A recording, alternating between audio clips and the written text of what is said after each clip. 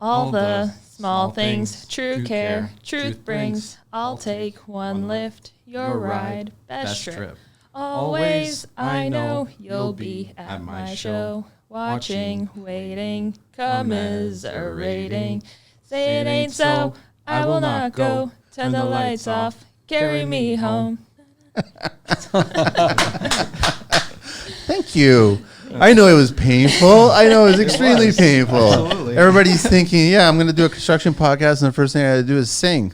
Yeah. It's just how it is, man. It's always going to be that way. Thank you, Samantha. Thank you, Frank. I really appreciate you guys opening up the show that way. Yeah. We got a full house today, which is going to be very interesting. Yeah. So I'll quickly just go around. So I got Joey over there. Well, I mean, everyone's listening. Nobody's watching. But I guess to the right of me, I got Joey. Right in front of me, I got Tony. And then to the left of me, I got Samantha and I got Frank. Yep. And we've got Atlas Kitchen and Bath here. Exactly. Yeah. Okay. So obviously this is actually, I'm going to tell you that this is our first, I guess, kitchen and bath cabinetry show. Yep. I have yet to have done a show. I've had trim people and finish people that do those kinds of things on their own, but I haven't had a company per se do the show yet. So this is the first time for us, which is really great. I do want to do a few little shout outs. I definitely got a shout out to John from McNeil Construction, and he does this thing every year, which is People for Paws, and he does a little collection thing for dogs and shelters and everything like that, which I really appreciate. I've got a special heart for all the four-legged fiends out there, so it's really big, and I'll be sharing that every so often so everyone could check it out. It's part of the Ontario SPCA, which is very, very cool. I also do want to give a couple of shout outs to a couple of guys, which obviously would be Phil Russo from Heavy, exactly, because you guys have worked with him quite a bit, and he's been on the show a couple of times, and he's hustling. And just became a daddy, recently too. So and then also Tony TC. So he's installed your products, so you guys are aware of what they're doing and everything. So we just want to do a little shout out to them, man. That's it. But for now, you guys are still a little nervous, but don't be nervous. Don't worry. Nobody bites in here. I want to let everybody know it's Atlas Kitchen and Bath, and email is atlaskitchens@bellnet.ca, and then on Instagram, it's Atlas Kitchens and Bath. Only Instagram or... That's okay. No, I'm not judging. I'm not. And then so the business has been in business since 1986. Yeah. Way before my time. Long time, man. Yeah. Long. So where do you guys? Okay, let's go one by one. Who does what in this business? Joey. Okay, so I'm a CNC programmer. So basically, the layouts come to me, and I turn a layout into a finished. Well, not a finished product, but a cut product that goes down the line. To be sketches on to the next step. Are we talking about like clients and designers give it to you in sketches forms, or are we talking digitally already? I think like in order it would be. Let's start from the beginning. Yeah. Oh yeah. It would that's be probably the best. Okay. Yeah. We'll go left to right. Start from Frank. All right. I do sales. Okay. So I'm going out on site. I'm taking measurements, meeting with clients. From that point, after getting a feel for what they're after, I'll put together a rough floor plan with dimensions for Samantha. And then I take his drawings dimensions, and then I turn them into a 3D program. I use SketchUp. And then from there, I lay them out into like a drafting format. So you get plans, elevations, sections if you really need to, and then 3D renderings of the kitchen. We put the like actual finishes into the 3D rendering so that the client actually knows exactly what the for every project. Every project. Oh, wow. Eh? Yeah. And we're pretty much tied together at that stage. Like it'll bounce between her, then back to me for meetings, changes. I pass over changes.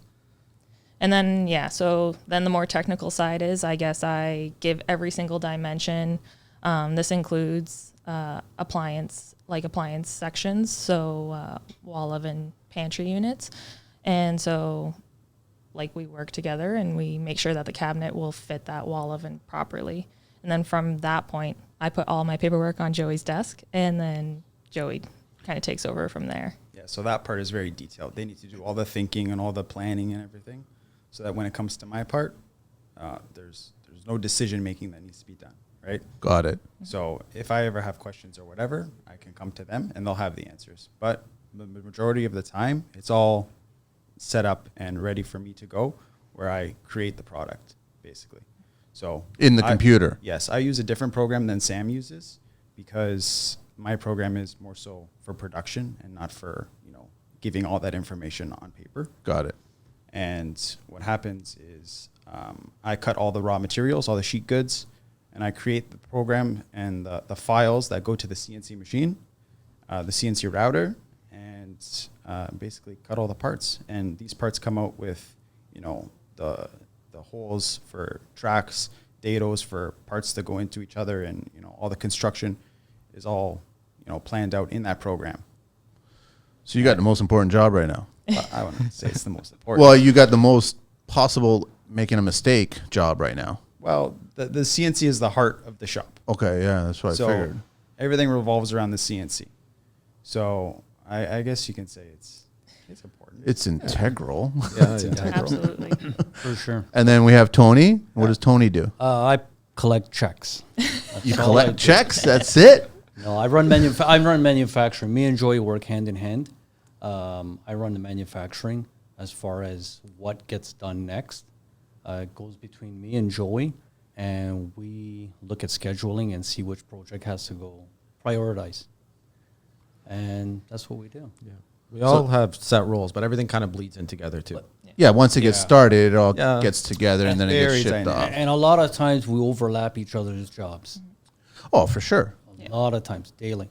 Okay. Yep. All right. So I wanted to basically walk the listeners and the viewers through the whole thing and just go through the whole process and how it all works. But I obviously want to talk about the elephant in the room, which is all costs. You guys have been dealing with, I can only assume, like sheet goods and wood, and it's just been fluctuating for the last 3 years. And how has that painful, conversation for clients been? That's crazy. It's been insane. What's been going on has been crazy. Cost of MDF, paint, screws, Everything. everything, glue.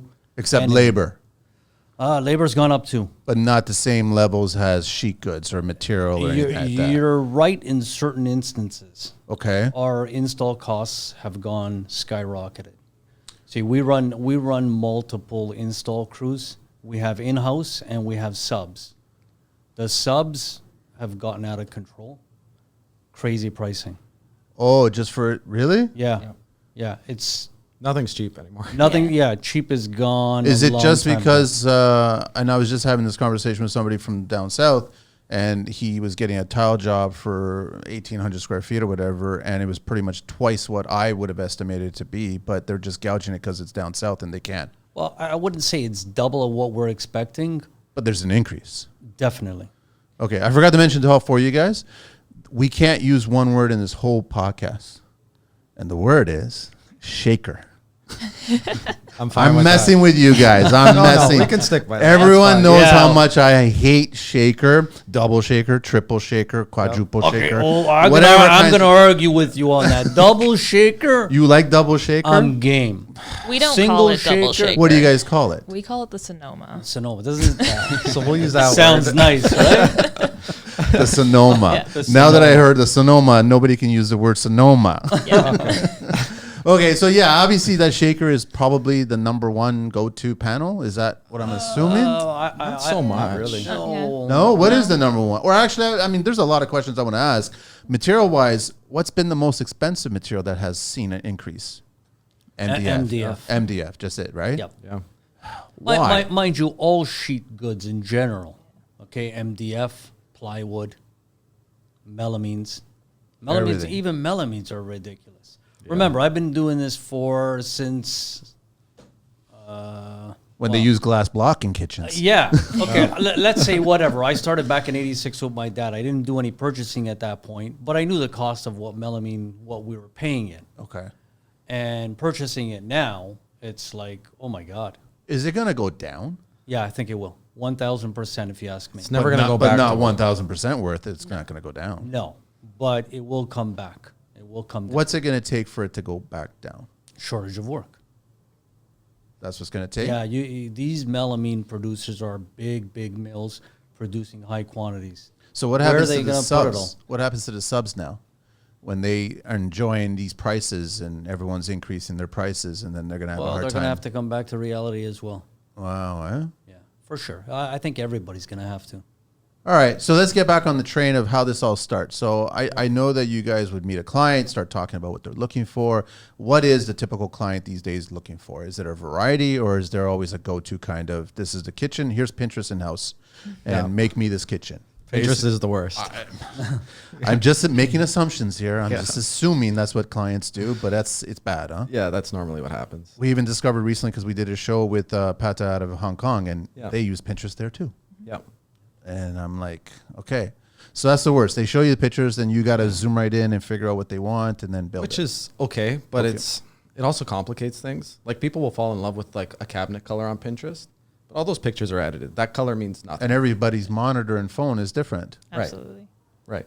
So A lot of times, most of what people come in with kind of gets thrown away pretty quick. And then they kind of form a new opinion on what they're after, what they're looking for. Like everybody comes in looking for that word you hate off the bat. we could say the word. I don't Yeah. know. But okay, so why do they come in asking for that? Is it resale? Is it because that actually is a cool looking kitchen or a clean looking kitchen? I think that's just what they're seeing a lot of. okay. But at the same time, too, they need to kind of be educated when they come in because people will say shaker, but they don't mean shaker. What do they mean? Bead? Just a square door. A square door. So it doesn't matter what profile it is on the inside. People will just call it shaker. So there's a lot of sorting through that, too. There's a lot of education when everything first starts. Tony, 1986, when did Shaker come into the, like, what was before, what was Shaker's nemesis before? Like, Well, shaker started as a shaker, obviously. Yeah. But before that, we did have different profiles as far as, like, shaker's been around forever. It's just the shaker is very clean, very square lines. Whereas when we did shaker back in the day, the inside profile was more detailed. But the concept is still the same. it's basically a frame, rails and styles. And then Exactly. You do a kind of a trim or a flat or. Correct. And that's basically Correct. The The door. shaker today is square, flat, clean lines. Whereas the shaker we did back in the day was a little bit more detailed. So I guess when I look at IKEA and I see They their. made the shaker what it is today. Yeah, because they pushed it. Correct. But as soon as I see it on their shelf, I'm like, You don't oh, want it anymore. Exactly. It's gotten to the point where Yeah. now I'm really fed up with this. Feel the same way. Okay. All right. Then what color are they coming in? I mean, because you guys know this. There's a OC million. 65. I'm gonna interrupt. I'm gonna interrupt you. OC 65. Really? Yeah. Everybody wants that? And their mother. I think Everybody. People try and play it safe. Yeah. People are scared to take risks and do something different. Do you guys get excited when there's some color introduced? Yes. Absolutely. Yeah. That's my favorite. And then they tell you the husband's colorblind, and you're like going, "Oh, thank goodness! I feel bad, but thank goodness." No, but so you do get clients coming in asking for some color, Yeah. or Yeah. do they experiment on color in laundries and bathrooms? That's where they go with the color. I think like we try to push that because, well, even like working with Heavy Duty and Phil, their team does do a lot of different things, which is nice to see. But a lot of our private sales kind of stick to the more safer yeah. side. Yeah. We'll do some of the weirder stuff for heavy duty. Not weird in a bad way, but less common. Yeah, Like we'll do like a pink wall unit we did for the designer in the showroom, nice. which I wasn't sure about when she picked the color, but it came out beautiful. Turned out great. Yeah. I think I may have seen the image. Yeah. Yeah. So I wish clients would take more risks, but I guess they're just trying to figure out when we're going to get divorced and when it's going to get for sale, right? yeah, Right. exactly. Everybody's scared they're going to be sick of what they do in a year. So they stick with simple. But you're sick of Shaker in a year. Yeah, I know, but to each their own, I guess. I guess, Joey, it doesn't really apply to you because I love Shaker. Shaker's fantastic. how young are you? The CN Because on the CNC, How young are you? Hang on, how young? I'm 27. And you love Shaker? Shaker's fantastic No, because but ask them why. when I have to make Shaker doors, it's the easiest thing. Oh, it's a piece of cake. It's the quickest. So in comparison to more complicated doors, you know, the tool paths and everything, it's just so much easier for me because I can move on to the next thing, you know, because we're so busy right now that there's always a push for the next job, right? There's always a push. Of course. So when I see Shaker, it's like fantastic. I'll knock it out right away, you know. Yeah. What's the turnaround? I guess what's the lead time here? What do you guys like? What's it because of all this delay and everything? We've been telling people 12 to 14 weeks. wow, But even hitting that has been tough lately. that's been challenging. Yeah. Wow. And what was it back in the day before pre whatever crap? About 8 weeks. So that's reasonable. Yeah. How long was it back in the 80s and 90s? 4 to 6. 4 to 6, you would get a kitchen. Yep. Wow. But we were also doing a different kind of work. Yes. What's the difference? We're doing a little bit more high-end work, more detailed work now. Before it was very simple stuff. You were And- experimenting. Yeah. Well, a lot of the stuff we're doing now, it's because people will ask, and I just don't say no, and then they roll their eyes at me. But that's how we pick up new things, and that's how we're progressing. I got a question for all four of you guys. Is what is the one detail in all the kitchens you guys work with that you guys all agree doesn't work, and what does work? Constantly, it's always there. That makes sense. Like, does everybody do an alcove C-shaped kitchen and then drop an island? Like, are there certain things that don't work? I'm not a fan of wall-mounted ovens. That's me. Right? Is there something? Are there any details or nothing? Or you guys are biased kind of at that point? I think it's more based off the client themselves and if it's surrounding appliances, it's based off of the appliances that they want and can purchase, because wall ovens are expensive. So, if they have the fridge, standard stove, sink and dishwasher, and that's like the basics, and then it kind of explodes from there depending on what they want to add. You still getting clients coming in with the work triangle bullshit? Yeah, Really? Yeah. Really? constantly. That was taught to Yeah. me in high school back in the 80s. Yeah. You know what I mean? And I didn't agree with it back then, and No, I still don't agree with it today. It doesn't make sense as like a blanket It doesn't work. idea. No. Yeah. What's the number? 27, 26, or I don't know what it is. Feet between the sink, the kitchen, and the fridge. Or sorry, the stove, fridge, and sink. It depends who you talk to, because Depends. Yeah. it's not really set. It's just people use the rule and then they put their preference in it. Yeah, they'll just go with it, what they want Yeah. to do at that point. Exactly. All right, so I guess the question is, if you guys were designing your kitchen, now this is your personal kitchen, what Yeah. would you guys do? Well, we just did one in our basement. Okay, is it Sonoma? Is It's it not. CC? No? not. It's we- actually Shaker, part of it. Yeah. So I'm going to throw him under the bus. What do you mean part of it shaker? It's got two. Oh, he'll explain it. He's the designer on it. It's two-tone, but also two different door styles. So the bases we did all in OC65 Okay, shaker, okay. and then the uppers, everything ended up being like a decorative fluted MDF door sprayed high gloss black. So when you're mixing stuff like that, shaker's not too bad. Yeah. The black's not that bad with that, No. yeah. The high gloss isn't great. It's not? It looks beautiful, but it's not the greatest. Very Why def- isn't it? Because it's hard to keep, or Well, to keep clean is one thing, and then durability. it's not. Yeah, like when we're spraying high gloss, if you scratch it, that door basically needs to be completely refinished to get rid of that You have to be scratch. super careful. It's a kitchen, man. It's the most used space outside of the laundry room. Yeah. But that's what people are after. The fluting in matte is nice. It's durable like a normal door. So if those doors are done in like polyurethane instead of us spraying, it's a little bit better because it could be buffed out. Right. Okay. But the finish is different too. You see tons of surface scratches. So you got to pick and choose, but you're giving them a warning before you even install it, or I Yeah. guess before you even You, fabricate. you, Yeah. you can catch the swirling on the polyurethane. So it's like a car, Exactly. Exactly. right? Yeah. So it's too easy to wipe clean, and all of a sudden you got right. scratches, right? Then you'll Exactly. start doing a circular motion, you got more scratches, and then you're just scratching the hell out of it. But at my house, we did it not because for practicality, but just to show something. Variety, Because something people are different. asking, and nobody really wants to jump unless they've seen it. It's true. So- It's true. And then my biggest gripe, and you guys will probably know this better, is are clients actually still using the kitchens? Or are they just making them pretty to make them look good for their No, Pinterest page? and I believe they're using them. they're using them? Yeah. Yeah. I mean, I've seen my share of kitchens that they don't use at all, man. Like, Yeah. they don't use it at all. It frustrates me. I think our clients are using them. Yeah. Yeah, I do believe that. Okay. Yeah. So the kitchen's important. It's the main area in the home.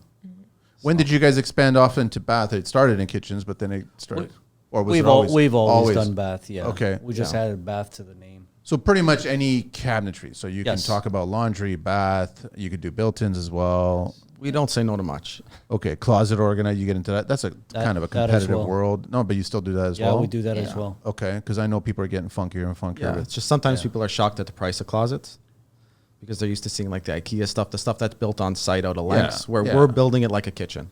Like we're using all 3/4 carcasses and just like a kitchen would be built. So not everyone can justify getting a closet from us, and we really don't want to change our construction for the odd job. So we don't do a ton of closets, but on higher end homes we will. Okay, so hardware.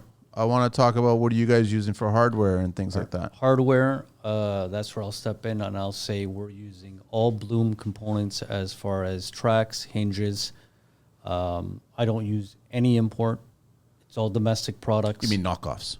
Yes. Knockoffs. Yeah. Or offshore. Yeah. It's all Bloom products. We use Kessenbaumer, Halo for our garbage bins. We use good hardware. We've always been believers in that, and that won't change. Price does not affect us on that. I got a question for you guys. I always feel that it's always nice to set up the sink, dishwasher on one side, and then your garbage cabinet on the other side. But the problem is that it's always a 2-foot garbage, and your organics is the right size, the garbage is the right size, and the recyclable is never the right size. You put one container of milk in there, and it's full, and then you already have to take it out. Have you guys solved that problem? Well, the garbage bin we're using isn't too bad. Well, there's two versions of what you're talking about. There's a 2-bin and a 4-bin. A 4-bin. What's the fourth The one for? 4-bin is the one that you're using for compost Yeah. The green. and Organics. Yeah. yes, and organics. Okay. And then you have 2 bins. The 2 normal bins, I believe, they're 17 liters each, so they're substantial for garbage. But the compost, you're correct. I don't know, they're No, but I think not that the big at all. recyclable should be the largest one. The garbage one should be the same size as the compost organics one. That's what I think it should be. Right, but Yeah. in our setup, it's recyclable and garbage are the same size. Yeah. Yeah. No, I don't agree with that. I don't. Yeah. I think that recyclable should be the biggest one because that's always has the biggest items that you're using in there. I agree with you, Yeah. But you could always wait. Hang on. unfortunately, that's not a our bin for configuration. recyclable Yeah, could still be used for garbage, absolutely. and vice versa with the garbage, Right. Yeah. Because it's the same bin. Yes. Okay, all right, I get it. So- 'Cause- sorry. Sorry. Sometimes people who like to use the organics more, they like the sizes of the 2 bins for your exact reason. They see that they use more space for the garbage and the recycle, and then they ask for a under sink garbage that they use for the organics. No, I don't want that. Yeah. Some people are okay. Like, it's just an option. They don't work well. Yeah, that's It what sits tight underneath there exactly. with all plumbing and especially everything. if the plumbing wasn't done properly or tight and organized, and it looks Right. like a dog's breakfast, and there's no point Yeah. in using it. And the only reason I asked is because on my street I've got the smallest garbage bin, right? Everyone's got the massive garage or garbage bin, right? Yeah. And it's never full. Yeah. And I'm like, but then everyone gets a massive recycle bin, which makes sense because you always that's more volume of product than the other. That's why. So I think it should translate to kitchen as well. So there's a 4 and there's a 3 bin. You were saying 2 bin, 2 and bin or 2 4 bin and 4. okay. There's a lot of different configurations. There's even single bins, but we don't really get involved with the single bins. People are looking for the 2 and the 4. Has Lazy Susie left the building yet, or are we still using Lazy Susie? No, we don't. I haven't used one in I don't know how long. I don't know. Yeah, no, we got there's newer products. Le There's Mans, the S one. And yeah, which is the Le whatever. Mans, and Yeah. then we have the Magic Corner. Those are the 2 most popular right now. What's the magic corner? You open your door. There's 2 versions. There's a Le Mans 1 and a Le Mans 2. You either open the door attached to the unit, or you open the door and Oh, I know what you got. Tom. you Yeah. pull it out. You slide it to the right or left of you if it's a left or right hand, and then there's 2 shelves within that slide out on full extension shelving. But we don't do a ton of those either. They're pretty cool. Well, how do you solve the corner problem? Because That's yeah. your only solution. that's your best solution. Those Yeah. 2 are your best solutions. It's either that or you dig through in the back. Correct. Or you sacrifice the corner and not Right. even Or use you it. throw your kid in and grab his feet. Yeah, that's all it is, right? That's what how it is. Lazy Susie's never worked, man. No, telling I'm you, not a big fan. They never worked. It was a waste of space. Almost like half the space was not used. 100%. Just to make this thing spin around as if it's like a Price is Right game. Like it didn't make any sense, man. You're losing all the corner space. I know. And that's where things fall over and break. Yeah. And then they curse True. the kitchen. Then they guy. get stuck, and then you're trying to pull, and now you're ripping everything apart, and it comes back, and it's all frayed. Yeah. Yeah. And there's your brand new kitchen. Nobody's asking for them at all anymore. Nothing. It's either the magic corner or the Le Mans, that S shape that snakes out of the corner. But the magic corner, we're not doing very much because it's almost like more like showroom hardware. Like it's impressive when you see it. Options, right? Yeah. I haven't seen leaps and bounds. I guess in the last few times that I've been to IBS or even Construct Canada, I haven't seen anything dramatically leaps and bounds design-wise. New ideas in the kitchen space. You guys correct me if I'm wrong. Is that true? It seems like everything's pretty much recycled as far as ideas. Like gold handles. Nobody wanted gold handles. Now all of a sudden, Everybody gold wants handles it? are the biggest thing. Yeah, they want rose gold. That's what they want. Yeah. They don't want gold. So there's no new ideas. It seems like there's just tweaks to old ideas. Can you guys please tell me that upper cabinets are kind of disappearing? I would love to Yeah. tell you they are, but how can you? Shelves, openness. You just can't put as much as you can inside Have the everything cabinets. organized on Everything's the got bottom. to be. I prefer opening things up on the bottom and having it all organized on the bottom instead of having to reach up to the People top. always complain and not enough space, not enough space. How can you just give them open shelving? It looks cool. Yeah. I'll agree with you. It's a nice design feature. Is it practical? I think it is. Yeah. It saves me the trouble of doing this. Yeah. I could just do this. But then you got to organize when you put them Well, back. see, that's When you know what it comes is. out of the- I think it's the couple that doesn't want to dust or clean and have that because it's on display, and if you haven't used that particular mug or glass or whatever it is, you're guilty at that point. Right. Yeah, look how dirty the house is. We see it versus it being inside a cabinet.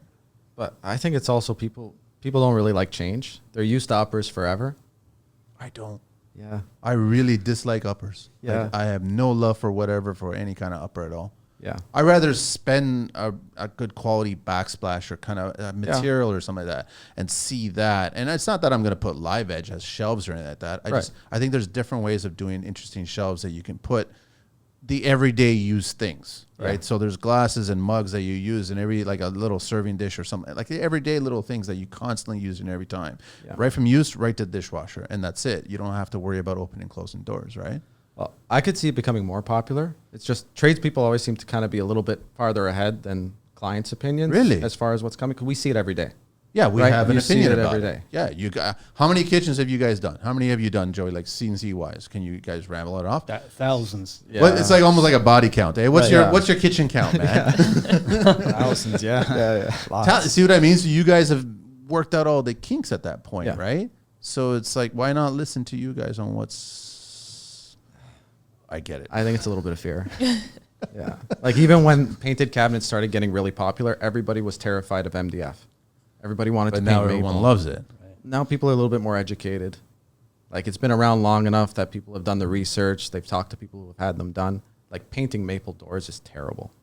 It sounds better, but the hairline cracks bother people. It doesn't bother me because that's wood. Yes, but people, Character. People want perfect.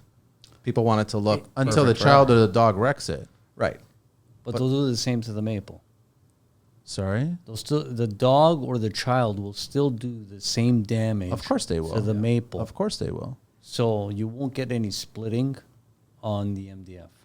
I think it's just more of a product it'll look good for a longer period of time. I mean, maybe it's just the tradesperson in me that I just, even though you faintly see the grain, I respect that more than pristine, beautiful body shop kind of painted panel. Like it's too clean. Yeah, because that's what we aim for. Yeah. We aim for For that room, if that Flawless. room is designed that way in that kitchen or whatever you're using the cabinetry for, then it makes sense. Right. Like if it was a closet or if it was, if I was, that was the room, but I would want to see character. I call it character. Yeah. I don't have a problem with imperfections in the well, rooms. well, a lot of the kitchens today are being split. So we'll introduce MDF, and there'll also be wood. To like complement uppers and that. bottoms, or Yeah. So like a wood Yeah, island. or A lot of Or a times even just canopy. the island, tying into a canopy. Yeah. Not a lot, no red oak anymore. Nobody wants red oak. no, red oak is gone from white, the 80s. White oak seems Yeah, to but be. nobody can get white oak. It's difficult, but Yeah. it seems to be that's the trend that's coming back in. That's what we've been noticing lately, and Yeah. Well, I don't walnut know. is still a popular one. walnut's still a popular, but I think the white oak is going to overrule it. Oh, walnut. But so is white oak. Yeah. White oak's just getting up there just Yeah. for the sake of being greedy. Is that what it is? I think because so. white oak is not that scarce as walnut, No. Yeah, right? We have a lot of white, but we don't have a lot of walnut. right. But supply and demand will bring the price up. Right. I got to do a little bit of history, guys, but I do want to ask you before I do history and cabinetry. What's the right way to approach a crown? So if you've got crown through the whole house, yay or nay, should you have that exact same crown in the kitchen? Well, Tony's got a strong opinion on this. Oh, so do I. So do I. I have a very strong opinion So now. you've got the same profile through the whole house. Yes. And now we get into the kitchen, and the kitchen supplier may not have that profile. So common sense dictates yes. that you take that profile and copy it and put it into the kitchen cabinetry, correct? I disagree. I think the kitchen can have its own crown. It doesn't have to mimic the rest of the house. But when we're talking stuff like MDF kitchen solid colors, I'm a big believer that it should be a styrofoam plaster as opposed to an MDF or a popcorn. Oh, I agree. It base. should be a plaster or a styrofoam plaster. 100%. But what do you do if you've got an open kitchen, which is pretty much everybody's kitchen these days? Yep. And you got crown coming in on the one side where the dining... Then copy the rest of the house. If you're doing a plaster, you can copy it. You can copy the kitchen one. Correct. You guys can copy it. Well, a lot of times if it's plaster, we won't You won't even give do it. the You crown. let the plaster run Correct. through your kitchen. Exactly. Exactly. Yes. I think that's a proper way of doing. Okay, here's the other question now. The crown's painted one color. Yep. But the kitchen's a different color. You get to the kitchen now. What color is the crown in the kitchen? We just finished a couple of projects where the painter will actually match the cabinetry color where it's wrapping around the cabinetry. But again, if you've got the open part of the kitchen and that crown is Chantilly lace, Stop it where the cabinet is and then continue your but Chantilly lace. you'll see the stop. You'll see the stop. It's always in a joint. It looks So sharp. it's in the 45. It looks that you better have a because in the chance- Yeah. kitchen, that completes the kitchen cabinetry part of it, and it still keeps the house part of it. Correct. Okay, all right. I always ran it right through. It's like you're gonna have to just go with it. That's all it is Yep. It's a personal preference. at that point. Yeah, absolutely. All right, a little history of cabinetry. I just want to share with you guys. Cabinets were first used in the late Renaissance Italy. They were designed for storing papers and other valuables. They came from the realization that chests were useful for seating and frontal access to storage was more convenient. Thus, cabinets were often placed on a chest or a table before legs were added. So that's the start of it. That's where it all came from. Since cabinets held valuables, they were decorated with great displays, monarchy carvings, and that's where all the fanciness comes from, I guess, right? Yep. And you get some slave that's carving it away for their whole life, and then he hands it off to his child, and he continues carving it. French cabinet styles were based on architectural lines. English imported Chinese and Japanese lacquer cabinets. Glass shelves became popular in the 18th century, to display china, which is what we've all grown up with. We've seen that. Cabinet makers soon became the most highly regarded woodworker, and now cabinet makers refer to a maker of relatively short-lived built-in kitchen cabinets. So I know that overseas in the UK, whatever, it's like those are trim artists. That's what they do. That's what they focus on, right? A lot of it is still handmade and stuff. So that's about it. So yeah, jewelry and hanging cabinets, all kinds of cabinets. That's where it all came from. Okay, Alice Kitchens and Bath on IG, alicekitchens@bellnet.ca. Where do you guys want to go from here now? Do you have any other questions for us? I got tons of questions. I'm just curious. I mean, so Joey, your job is to figure out how to take a sheet. You guys using 5s or 10s? You're using 5x10s, right? 4x8s, 4x9s, 5x10s. Yeah, 5x10s are heavy, man. 7x9s. 7x9 is the best those are one. terrible. Oh, yeah. 7x9 is a square, basically. Doesn't Yeah. fit on the CNC. Oh, what's your max? 5x10. So what we have to do is we cut 3/4 around- or? Yeah, 3/4. Wow. So how do you handle a 7x9? So 7x9, we cut on the saw first, and then we nest on the CNC. But you have to figure out how to maximize that sheet. Right. So there's no wastage, right? Right. So you guys don't take those little offcuts and build something at home with it, right? That's the use it. idea. But you guys are literally cutting it as quickly. Do you guys have that lift, that motorized lift, or is it all by man now still? Or? Well, it's by man right now. Okay, Yeah. all right. We're actually in the process of looking for one. Yeah, it's expensive, eh? Yeah, it is expensive, but sometimes you can find them at auctions. But they're rare items. Not a lot of people have them. The suction one? Yes. Why don't they have them? It's just too expensive? They're pricey. That's all it is. Right. Yeah, but Bigger shops will have them. what's the cost of labor to move those sheets every time? Yeah, if you look at it that way, yes. And risk.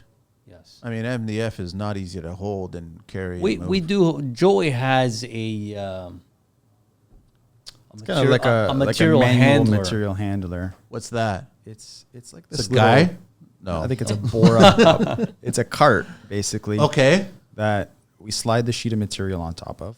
Okay. And it hinges down, and then has 2 wheels on it. You tilt it up, wheel it over to the machine, And then wheel it. and then Flip it tilt down. it back over. So one guy can do it. It's not a problem. Just so it's mostly for the majority of the 4x8 material, because obviously the smallest sheets that we cut are those, and it handles it the best. But yeah, that's what we use mostly. So the funny. larger sheets, we don't use that. Joey's talking. I can smell MDF. Eh? Like it's one of my least favorite smells. That's in the worst. That's the worst. When we're cutting doors, Like you're literally carving out all the material out of a solid piece of MDF. that's the I can messiest smell it. I honestly can smell it right now. Come to the shop, you'll smell it. Oh, all right. I'm not a taste fan it. of MDF, and you can taste it. Oh, you Exactly. can taste it. But how are you're doing CNC? You're carving it. Is there a vacuum on the side, Yes. or Yeah, Okay, yeah. and it follows it. Well, the pocketing operation is the least efficient when you're trying to suck up the dust. Yeah, because it's It just all shoots out the side for depending on the size of the door. The larger doors, when you're doing a large pocket and then it's on a straight long line, it shoots it all out the side. I'm sure Tony's done this. You guys probably bring clients back in there to look at the whole factory and everything's cool. For sure. But I'm pretty sure I could picture Tony there with like a handsaw. Just like No, wrong. there's Tony working on our latest No. kitchen right now. He's got a handsaw. Don't worry, Wrong it's guy. reverse teeth. Don't worry, it's all good. No, a handsaw. No, we probably do have some back there, Yeah. but I still have some. yeah, no. They come around, we use them sometimes. occasionally. Yeah, but not for fine cabinetry Not in stuff. our business anymore. No. No. Yeah. Just to scare the shit out of the clients. That's Yeah, all it is. Make that's them what they nervous. want to see. Walking around with a can of like dark blue paint or something Yeah. like that. Make them really nervous.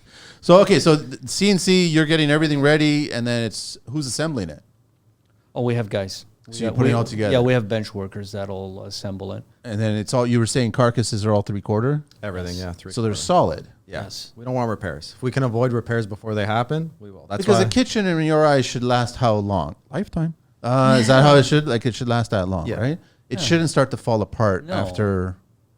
Like it should last. Absolutely.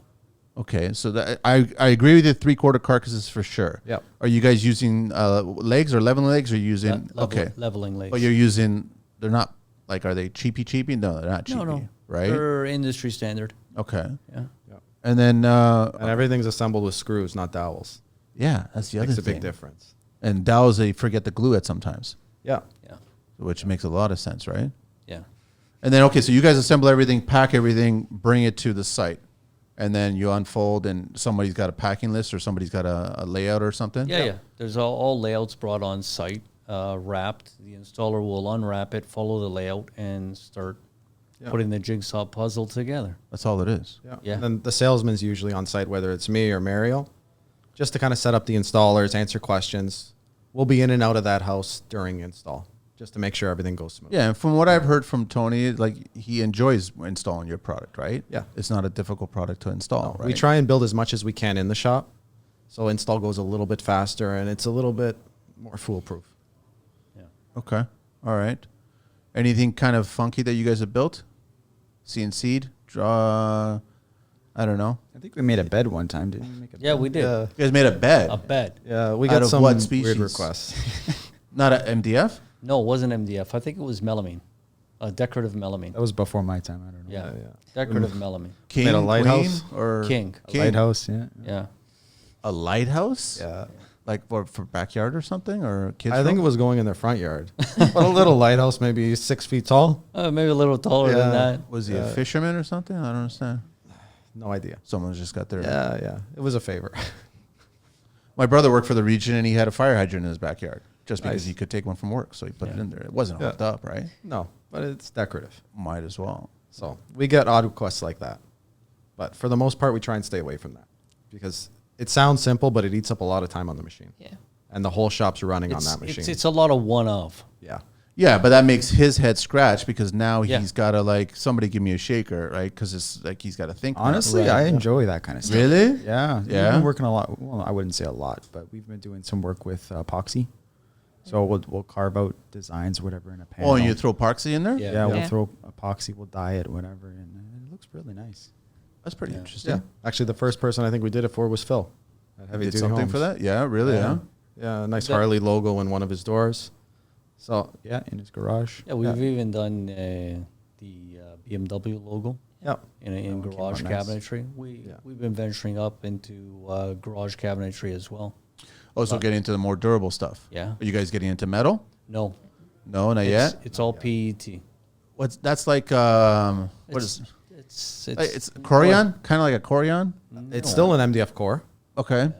It's the same plastic as water bottles, so it's durable. It doesn't off gas, Okay. so it's good for kitchens too, not just outdoor. But you can carve it and cut it like wood? Or no? No. I can't make doors in it, but if my brother wants to carve in like the Harley logo we were talking about, You can do that. he can Yes. do that. The So epoxy kind stuff, of like composite decking or no? No. not quite. No. I don't even know what this stuff I is. would say consider it like a higher end melamine product. Okay. Except the face side of it, it's still a melamine back on most of them, but the front side is a PET, which is like the same product as a water bottle. Same plastic. It's a PET, PET. Yes. And it's foldable, which I like working with that. So what are you doing? You're mitering and then Yes. Yeah, so for like It's- balances and stuff, fascias, I'll do a fold so that it's pretty seamless. gluing it? Yeah, Yeah. gluing it. So it can glue it too. So I use like a V bit on the CNC. Yeah. And it goes all the way through the core, but leaves just the skin at the bottom. Just, yeah. and then you just fold it. It's crazy. It's beautiful. I love that they can do that with drywall too. Yeah. You see a lot of guys doing it with drywall and already having all pre-made pieces that just drop into place. No That's so corner nice. beat, no nothing. Yeah. It's more expensive, ridiculously expensive. Yeah. Everybody asking for drawers on the bottom? Or are there still some stupid people out there that want cupboards? People are asking for all drawers, but a lot of times it It's ends money. up getting money, and they end up needing to mix depending on what they want. Like certain hardware, I can't do in all drawers. What do you Right, mean? like a corner unit with a pullout can't be done as a drawer. Oh, yeah. But there's ways around that too. Like because my brother's carving all the doors, Okay. we're making them ourselves. Okay. There's been cases where I'll make a regular door look like a set of 3 drawers. So my brother will carve each individual Yeah, drawer, that makes leave sense. it joined. Yeah. We'll put 3 handles, and nobody can really tell until they get up close.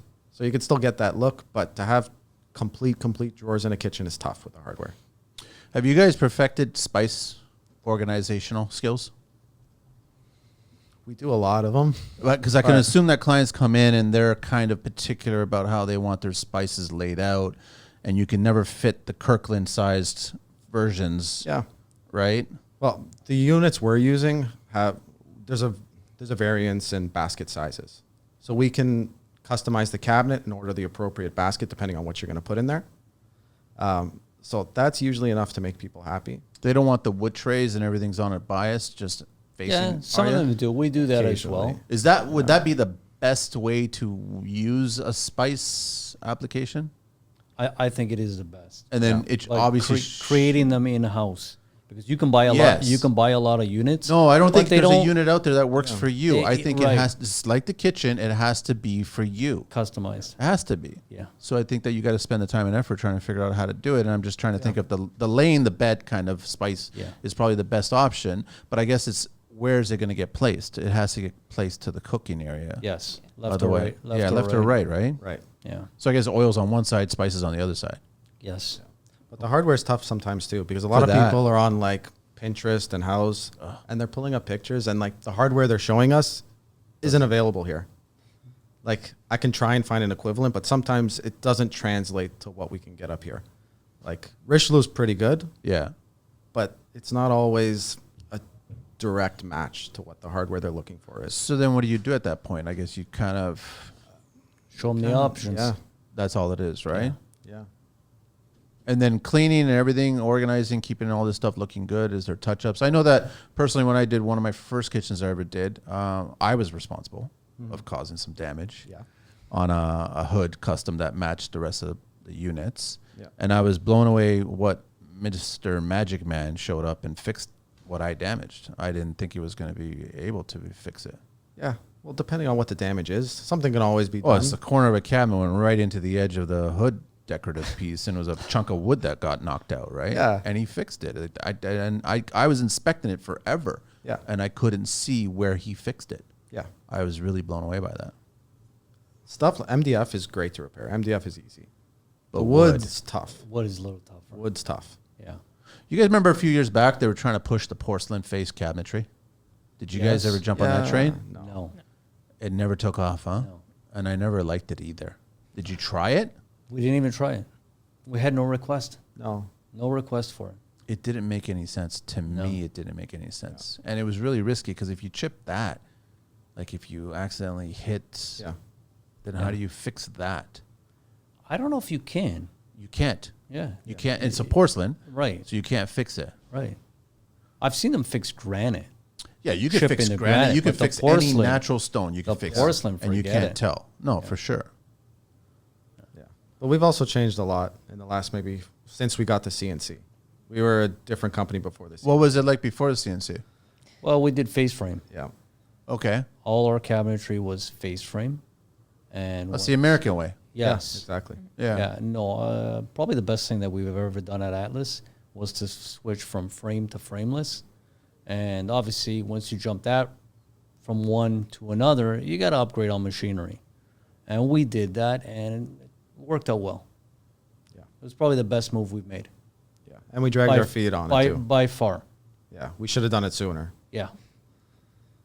All right. What exactly do you do, Samantha? Like, what's your official title? Design, I guess. So Okay. I went So to you're dealing with most of the client requests and changes, and to a degree. So like a lot of them go through him first. And then, so I work between Frank and Mario. And I also have, we have another designer, Ksenia, on our team. So we either sit in and on meetings. We can also pitch color ideas and other like to palettes because sometimes people bring in their flooring or paint color. And I don't know what works well with this. So then we look at all of our options and try and make a beautiful design. are for you a guys kitchen. voicing your opinion about, okay, if we're starting at this kind of shaker panel, this color, we recommend this stone, this flooring? You guys will make some suggestions, A little bit. but you don't Not- get into that world. No, 'cause That's not your it's wheelhouse. not our product. Yeah. It depends on the job too. Like sometimes clients will come in with their own designer too, and Sam will work with them, but she's not as involved. Like if there had been no designer, Yeah. like with heavy duty, Yeah. Steph's always coming in with the clients. Yeah. His designer, so she's kind of taking the lead on design. I'm working with her, and then it'll still get to Sam, and Sam will make tweaks and make suggestions if she sees something that needs to change. Because Sam has an understanding of construction too. She's not just making things pretty. She Yeah. knows how we build, which helps. Which Yeah. it's a huge advantage. Huge. You Yeah. have to have that. Because a lot of times, like designers will request something that I can't make it that way. Yeah. It just can't be done. It looks nice, but it's not practical, or it doesn't make sense with my construction. Can you think of something off the top of your head that? Like, I'll get designers who come in and they want no extra gables At all? at all. At all. Why? They think it looks cleaner, which it's a preference thing. But I'm not going to switch to dowels for one job, and I don't want to because Yeah. it's just going to be headaches. So there's situations like that. But most designers are good. Like when I'm working with Phil's designer, she'll tell me what she's looking for. If something can't be done exactly that way, I'll explain why, and we'll work together. Okay, what if we do this? And then we'll end up where it works for me. She gets the look she's after, and everybody's happy. So I know a few years back they introduced the servos, right? Yeah. I don't like. No. That's just me. Have you guys Have done you- that? Yeah. We've got one in production right now. I don't like. Why? I'm not saying you're wrong. I'm not I just- lazy, and I'm Okay. not stupid. Listen, I think they're cool. I just don't know about the longevity. Yeah, It's electronics. they're gonna fall apart, more to go wrong. and then you're also sacrificing storage space, Yeah. a lot of storage space, for Well- what? So you can touch something? Yeah, listen, I think it's a cool feature. It's about as far as it goes, but I do see them being an issue down the line. You got to be tech savvy because you're going to be repairing them. And then sometimes I've heard that they actually just actuate on their own. Like if you get too close or you just Probably, bump yeah. into it, Again, opens it's up. all on frequencies, right? That makes So no sense to me. something can go wrong. There's too many negatives for me to think it's positive. That's why I don't like it. I think it's too complicated. It's too complicated, and I'm back to the space thing, like you guys said. I think the valuable space is important, right? Yeah. I still believe that uppers should go bye-bye. That's just me, though. I think There's nothing- kitchens would feel bigger and not as enclosed. I think if you have a smaller kitchen, it would feel bigger. for sure. Yeah. Yeah. But you gotta be like, you gotta be cleaning all the time. That's the Absolutely. only thing. Yeah. Yeah. It's all client based, and then it's based off of the actual layout of the house in each project. So the client's kind of going to come in and they'll know what they'll want, and we can make suggestions. And if they're looking, let's say they're looking at their Pinterest board and they're like, I like this look. And it's like, okay, just understand that you have to sacrifice these certain things, whether it's storage space, you have to be clean. And either they understand that, they're like, oh no, can't work with that. Well, I'm getting more people asking for open shelves for uppers, but they don't want to get rid of all the uppers yet. Yeah. So they're kind of moving towards that direction. Yeah. But they still want closed cabinets. Just bite the bullet, you stupid people. It's just like, come but- on, man, wake up. Yeah. Trust me, you'll love it. You'll try it. Does anybody in this room drive a station wagon anymore? No. No. And they were what? The ultimate vehicle back in the Right. day, right? Right. So nobody drives station wagons anymore, even though you pile a bunch of kids in the back and the heads would be sticking out and they had the cool window that came down. Times change. Kitchens need no more uppers. I'm sorry to say, man. But people are thinking, like, where am I going to put my Disney cups and like the weird On stuff? the uppers. Yeah. I've got my Batman and my Superman mugs, all right? They go on the upper proudly. Plus, you get an opportunity to put some color, man. Yeah, that's true. They were given to me, by the way, all right? As Yeah. gifts. I love it. Nothing wrong with it. I would have still bought them, though. I would have totally bought them, man. Okay, I want to figure out the grocery list. I can only assume shaker's the top of the list, right? Then you've got the white, it's top of the list. Yeah. Waterfall, top of the list?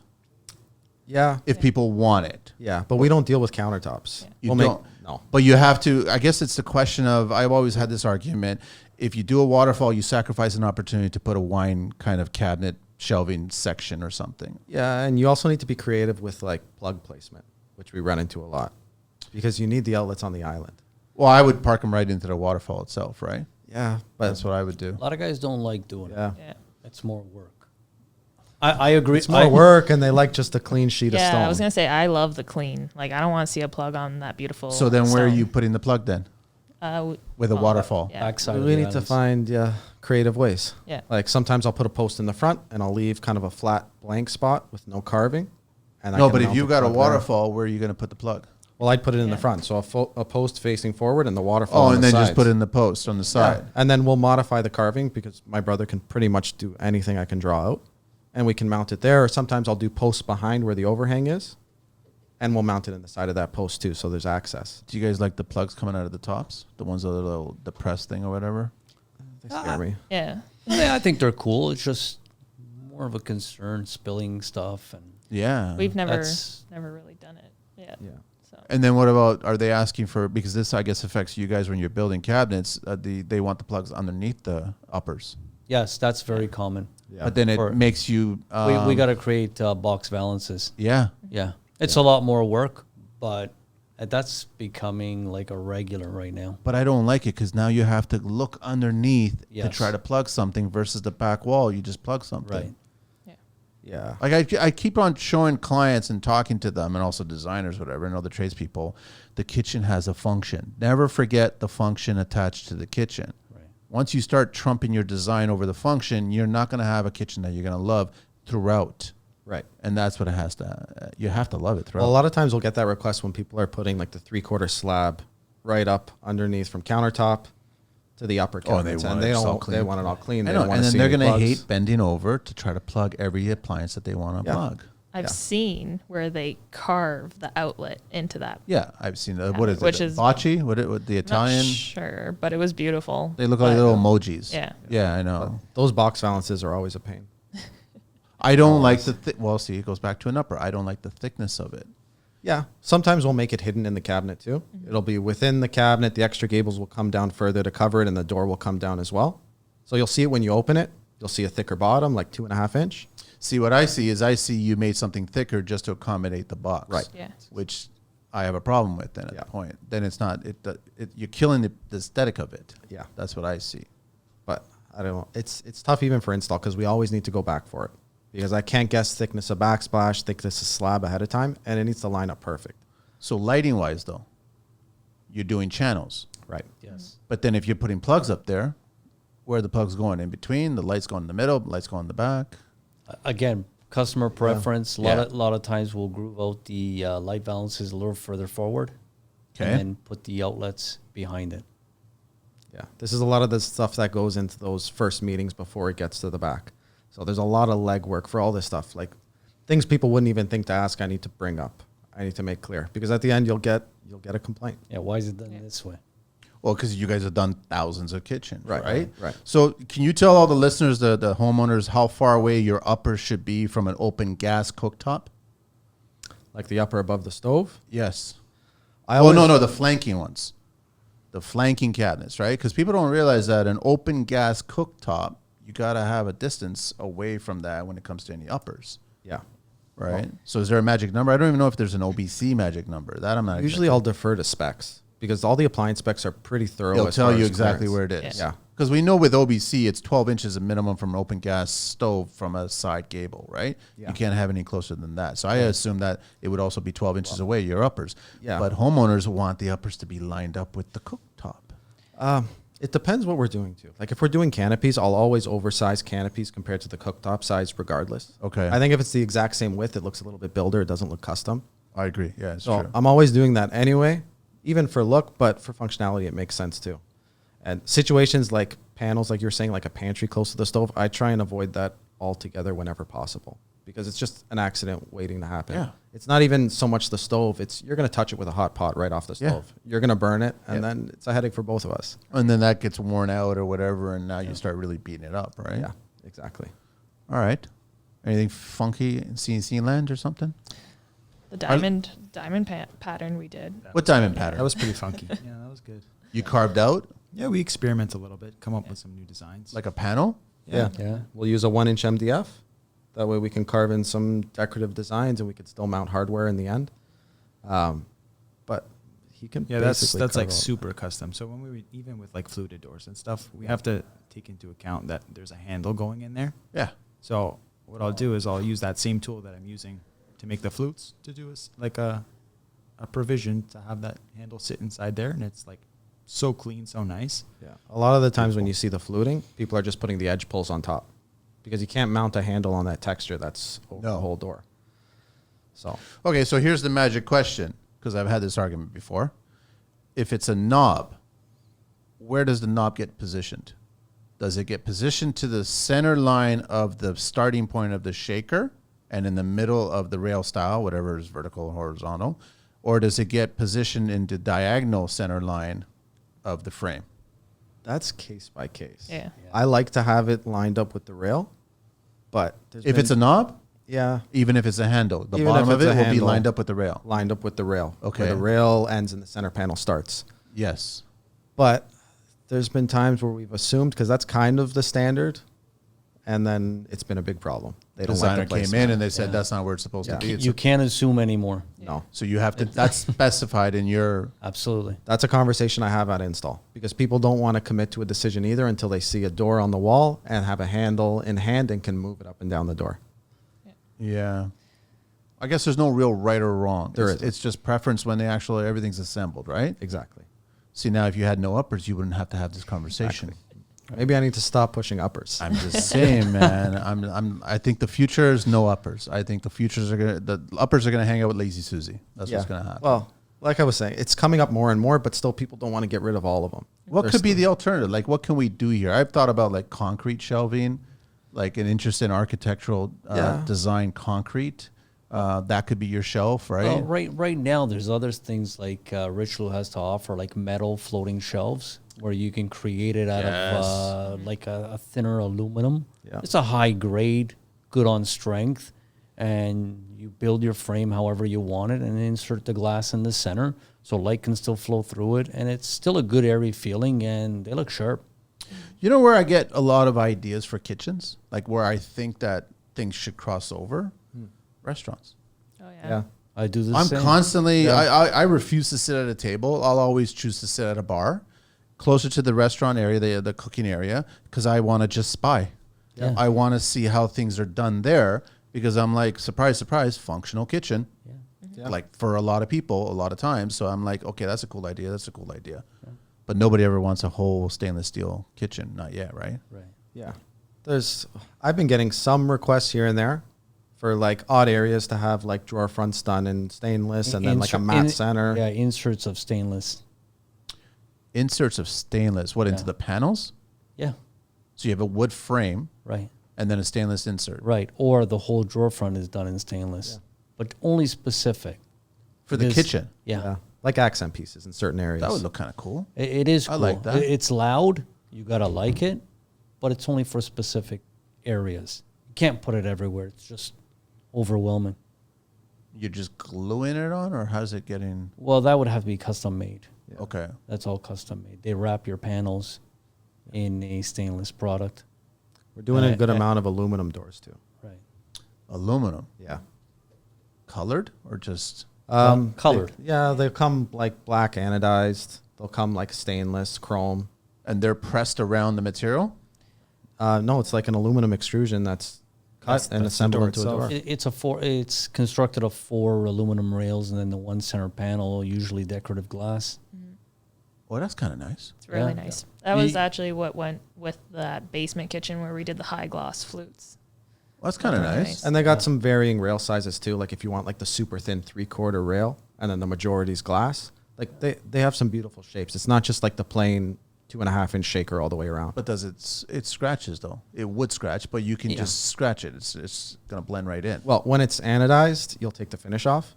You can touch it up. There's pens that'll make it disappear. Yeah, but you got to be really scrubbing it with something abrasive, Yeah, right? it's pretty durable. Yeah. What scares me more is like a mistake on install or a little bit rough on install. That's where you'll get a scratch, if anything. From daily use, it's tough. Right. But if somebody accidentally drops a door, A dent, then that becomes an issue. Right. yeah. And if you scratch it, that exposed aluminum, it's bright on the black background. But the Yeah. saving grace is we can get one rail just to replace the damaged rail. It's not like you need a whole new door. Doesn't aluminum have a grain?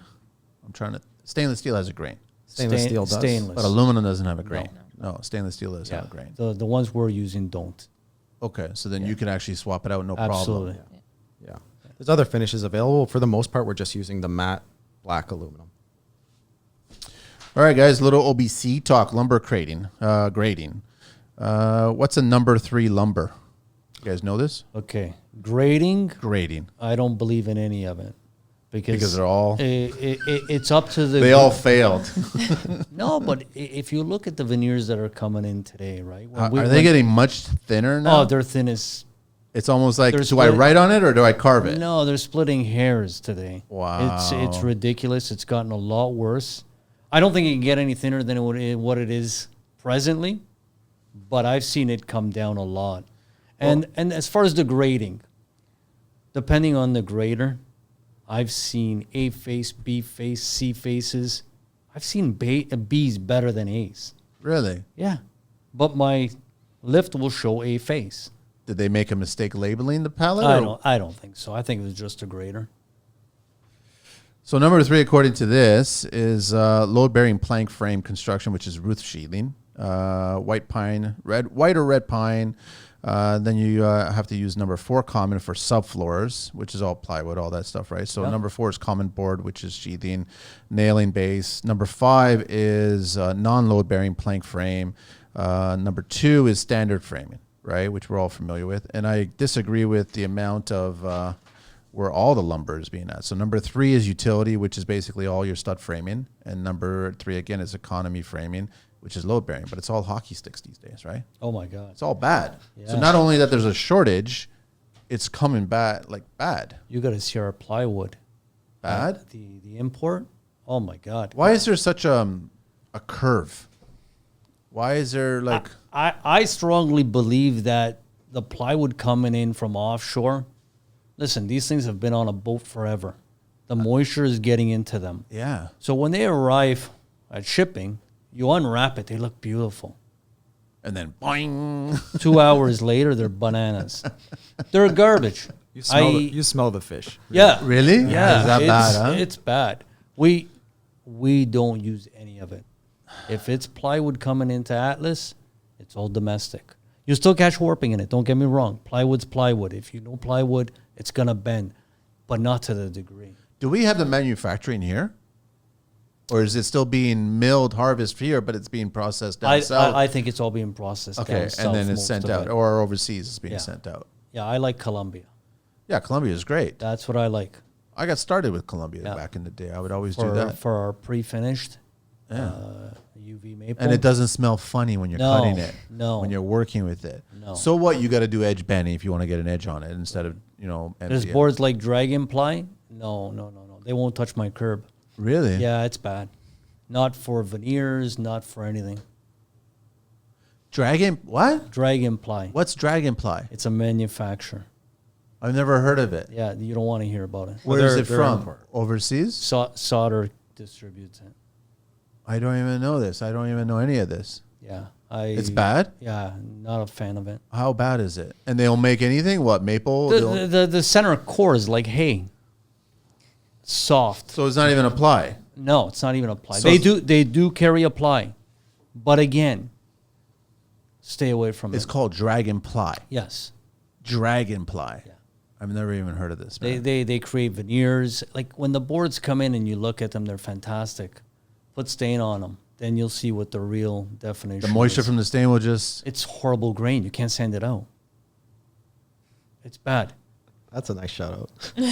I'll say I have no idea who they are. And I'll say it all over again. Those sales rep know they can come and see us anytime. And they'll show you beautiful samples Right, that have been but- baked in an oven. Right, but their Yeah. trucks will never touch my curb. Never mind the asphalt. So why not go the cheaper route? Why not just go half-inch press board, carcasses? It doesn't make sense. There's no longevity to it. cost us more. You're not selling a reputable product, Listen, I'm on the same page. right? It's, for example, we can buy Chinese full extension tracks, bottom mount tracks at a fraction of what we're paying. Okay, you get 10 service calls in a week. What did you save? You don't save anything. You lost. Yeah. And the customer doesn't have a good product. So go the extra mile, pay the initial cost, and you're done. There's no more bills to go along with it. Okay, so we never finished. I know we talked. Well, technically, you didn't tell me what your dream kitchen is. You just told me that you built something recently. But I mean, your brother and like, what are you guys building? I like the slab stuff. I like the synthetic slab Okay, just because it always looks clean. The European look. easy to keep clean, Easy to keep durable. clean. The maintenance is so little. That's what I care about. But it comes in a variety too, doesn't it? Yeah, there's a bunch Okay. of different textures. There's a bunch of different colors. I like the solid colors. I like simple. I see kitchens all day long, so simple's nice. Samantha? I definitely like the MDF carved doors, but I like to mix it probably with a wood. And I probably would stay a little bit away from white. I would either incorporate some color and like a wood because I like the natural. But I would say I'm a little bit more of like a modern country look. What color are we talking about here? I like green, black, and Like an natural. olive green or like a forest No, green? more of a forest green, but not super vibrant. Like a little bit more muted. Yeah. I'm MDF still. Not big on the whites. I'm still into the grays. I incorporate with a little bit of metal. I think it's a sharp look I agree. for me. I love walnut. For me, natural walnut, maybe a little bit of painted MDF, just to break things up. But walnut, I love it. But walnut's expensive, man. What is a sheet of veneer walnut going for these days? Depends. Depending on your grading, depending on your size, you could be looking at 170, 190. That's a lot. What were we at before the pandemic? But you see, you're looking at that. You guys have no idea what we're paying the engineered stuff, like the PETs or the Edgars. You're paying more. They're like 360, 370 a sheet. So why are they gouging? Is it what's going on there? That's the going rate. They're oversized sheets. They're 7x9, but that's crazy. But you're not getting that wood. No, you're not. So nobody likes white. No, I'm okay with white. Yeah. Oh, you're okay with It's white. just if I had to do it in my house, I would add a little color. Yeah, but it's just funny that Soft. for kitchen people, you're adding a little bit of color, but your clients are removing color right. and making everything white. Yeah, but they're doing that one kitchen. We're looking at kitchens nonstop, day in, day out. Like I'm tired of plain And- white. I know, but And- they look at their kitchen day in, day But out. remember, our options are limitless. Yes. We can do whatever we want because we're in the business. So it makes it a little bit easier. Do the clients take a chance in the laundry and the bathroom areas? They'll like ask for color there. Is that what's going on? Absolutely. Okay, that's what's Yeah, happening. that's where they'll take the risk. But sometimes it's tough too because they want to see different things. But when everyone's looking for the same kitchen, like our pictures don't show too much of anything different.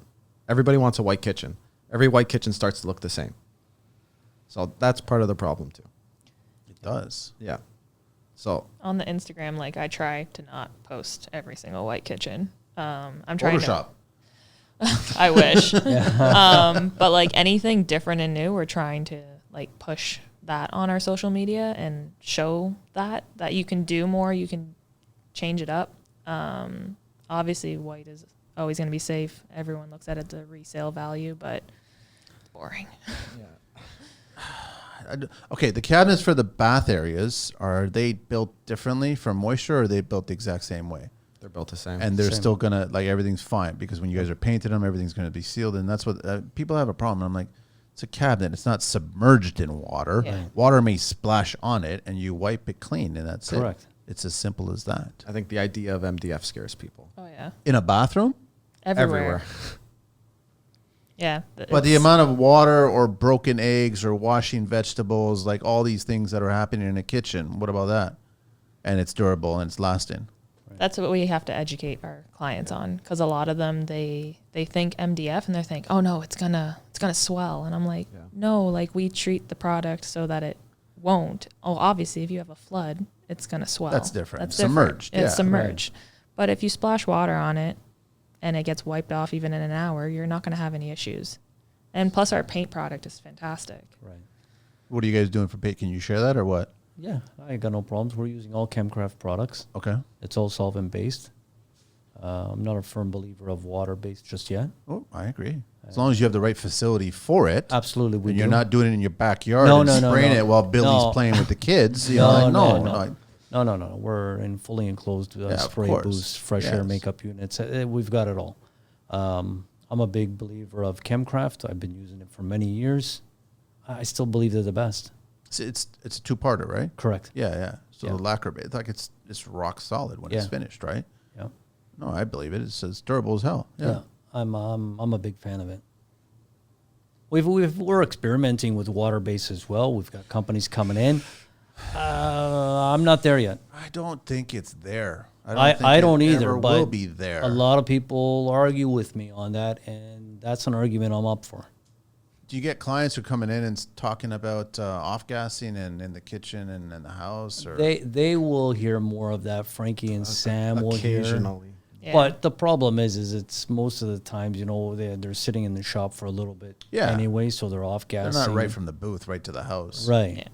So, listen, when they're wrapped and you unwrap them, You're going to have a scent. the initial scent will be there, but it dissipates. Of course. So, By the time the client's moving into the house, if it's Right. like a fully renoed, but by the time like everything gets cleaned up, countertops get installed, you don't smell it. right. Well, even by the time the install's done, Yeah. Right. it's the little bit you were smelling when it was wrapped is already dissipated and gone. Yeah. Right. I'm assuming clients, like how many opportunities you guys give clients to mix and match and design, redesign, and work this and try this shit. And they've got a drawing and it's got like little people in it, and you're trying to figure out, is this going to work? And I know designers are famous for this. Try to make 36 inches between an island and the perimeter, Yeah. which I personally think is too tight. I Yeah. think the cutoff should be 42. That's just me. I right? agree with That's you. what I aim for. I think 100%. booties are getting bigger, not smaller. So then if you want to be rubbing booties, then you need 42, not 36, right? Agreed. So I just like, how many times do you guys do that? Is it frustrating when you get clients who are like, no, this looks like it has to be moved there, and this has to be moved here, and we need to open this up, and I don't want to sacrifice the island. The island was 4 feet, now it's 3 feet. Now we're talking about 2 feet, and It's a lot of meetings. It's a lot of Yeah. patience. Yeah. but I mean, do you get a point where the client, you just got to tell them shut up and just take some professional advice, or you can't do that? Certain clients, I guess, Yeah, you to a gotta- degree, it's just like, You got to kind of Yeah. dance around that. Yeah. Really? Yeah. Because like you said, it's their first. Yeah. It's your 1,000th, right? So it's like I would listen to you, yeah. Yeah. except for the uppers, right? But I would totally listen to you, right? That's the thing. But a lot of times I need to even convince them on site. Like I'll take the time out to go and I'll spray paint the kitchen on the floor and show them the space. assuming that the floor is just plywood at the time. Got it. Or I'll And do I've it done with a that too. painter's Spray tape. paint and just go here. Get an Yeah. idea of where this is going to be. Yeah, I'll tell people, please don't do this. It's too tight. Yeah. Or I'll recommend things like I'll spray paint it on your floor.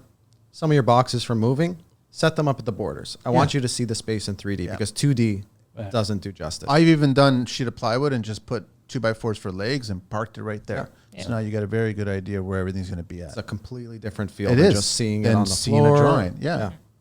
Same Clients- thing if the house is like finished or they're like still living in the house when the reno's happening, set up your furniture.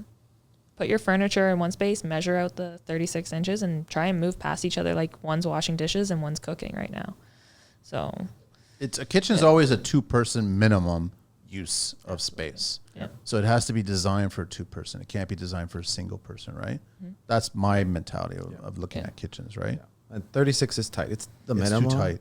But when you have opening appliances and people are trying to get by, Yeah. it starts to get irritating. It becomes a block. Yeah, you got to stand on the side to open them. You Yeah. can't be directly in Yeah, front. that's too tight. Right. You have to sacrifice that. You got to be more creative at that point. Right. Yeah. Figure out where to put everything at that point, right? And then I guess with and once you solve that problem, they come in and we want stools all along here, and now you just ate up more of the space, so it makes no Yeah. sense, right? The nice thing is we're custom, so I could play around with things. Like I've done an island that's a standard depth, like a 28-inch deep countertop. Yeah. And I'll play with cabinet depths to cheat for stools. Like I'll put the full depth 24 cabinet on the ends, and then on the inside I'll sit inside a 12-inch cabinet. Yeah. So they have that void. The countertop's still the standard depth, and they can kind of get away with it. They're going to have to make some compromises. They're going to lose some cabinet space for the seating, but there's always a solution. Can we just tell the clients the bare minimums here? Because I know that for a stool is minimum 24 inches for one stool, and then it's 20, unless you guys but work with the 24 is kind of tight too. Yeah. 20. So where do you guys go with 30? Or I'll 28? recommend 24 minimum. Really for one stool, Yeah. one space of stool. Yeah. Yeah, because you now the gotta- stools are a lot wider than they used to be. People Yeah. are putting arms on the sides. It's not just Yeah. a regular like bar So stool. what number do you go? I kind of prep them that it's going to be a little bit tight. Like I can tell them to expect to fit between this many people and this many people. I don't really give them a firm size because it's hard. Because they'll go, hey, we've got a 10-foot island. Yeah. We can fit 5 people. Yeah. It's not church, right? You know what Yeah. I mean? It's like Yeah. it's kind of tight right there. They're not wrong, but there's more to it. Yeah. It then Yeah. comes down to, well, what stool design are you going with? Yeah. Have you picked a stool yet? Like, do we need to measure it? And then we go from there. If they haven't, then it's like, okay, then you're going to fit approximately these Right. many Yeah. people. Sometimes we'll have to push people to kind of think about what they're going to be putting on that island as far Yeah. as seating. And then what's the minimum depth that you would go without hitting your knees? Standards like 10 and a half. It's 12-inch I've overhang always gone total. 12, minimum 12. Yeah, it's usually inch and a half on the front and then 10 and a half on the back to Okay. give you 12 total. Okay. But it's nothing preset for me. So I'll show them that with a tape measure. I'll show them in the showroom what we have for overhang there. And my overhang is actually, I think we're undersized there. I think we're 9-inch. And people, if they're not comfortable with that, I can play with it. Everything's custom. That's the nice thing. Yeah. I don't really need to force people to go with a certain dimension to make the kitchen Do work. they ever ask you guys for pennant height placement? Get your opinion? Yeah, but I kind of defer to the Yeah, electrician. it's not your, Yeah. that's not your deal. Yeah, I can give opinion, but I'll still say talk to your electrician. And then for flooring, because you got 4 different kitchens here, so non-white kitchens, are we going some sort of stone on the floor or are we going wood? I like wood. I like wood. Tile. I knew that one. I like tile too. You like tile? Yeah. That's a surprise one. I didn't think that. So it Is that- splits I'm- 50-50. I'm thinking Yeah. durability. Yes, That- functionality. Okay. Yeah. Tile. Right. When you drop like eggs or something like How that. about milk? Pot, milk, How about whatever. milk? I know. Yeah. That's all I'm thinking. I'm thinking forks, Another good idea. right? And Yeah. it hits wood, it And- leaves a mark. I And don't when care. it gets stuck in the floor? Your steak knife, you drop Right. it. Oh, that's That's it. character. Not if it's like pristine, clean Right. white Yeah. oak, yeah. not rectified or anything Yeah. like that, right? I see a lot of people doing like the distressed wood in the kitchen for the flooring. They do that for that reason because Yeah. then you meet Yeah. the child and you meet the dog. Yeah. That's the reason why. Exactly. That Right. makes sense because if it's clean wood, it's going to get destroyed. Yeah. What else do I want to ask about kitchen? Why is it lighting? I don't know. What else is there? I don't know. What else?